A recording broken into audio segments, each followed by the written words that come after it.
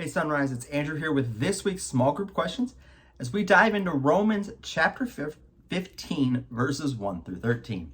So as we begin this last section, my first question, of course, is how does chapter 15, verses 1 through 13, really bring a good conclusion to chapters 12 through here in 15? How is Paul using this to wrap up a lot of what he's been talking about?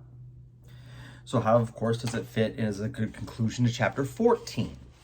It really does begin to bring a lot of these things together that we've been talking about, especially in this idea of living out the faith well. And then as we dive into some of the little pieces here, it talks about stronger. The stronger are obligated to bear with the weaker. Why is the obligation given to the stronger brother to bear with the weaker? Why is it important that we see where the obligation lies and how that obligation informs how we care for one another in the church? So as you think about that, it talks about the idea of how we look to build one another up. And ultimately in this idea, he uses the illustration of Christ. That Christ did not seek to please himself, but the reproaches of those who reproach you fell on me. That he took the reproach of mankind to love us well.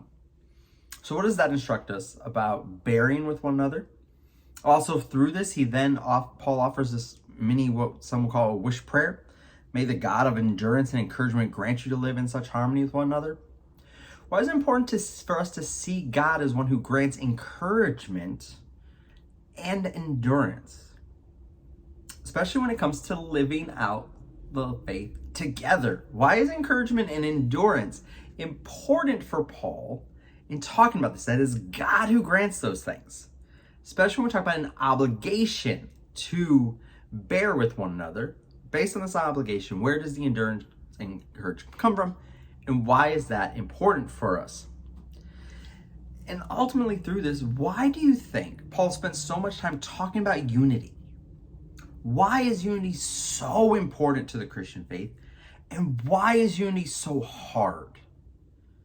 What makes unity difficult? In your own life, what are the things that divide you from others? Why is it Paul making such a point to work on this issue in the church? Ultimately, as we continue to work through this passage, the second half, as Paul brings this conclusion to this section, he lists a series of Old Testament quotes from Samuel, Deuteronomy, Isaiah, Psalms.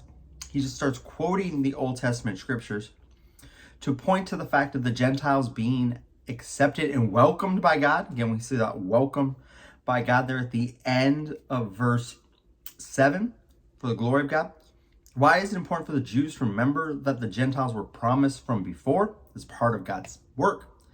Why is it important that we see that God is the one who has brought people into his kingdom or welcomed us?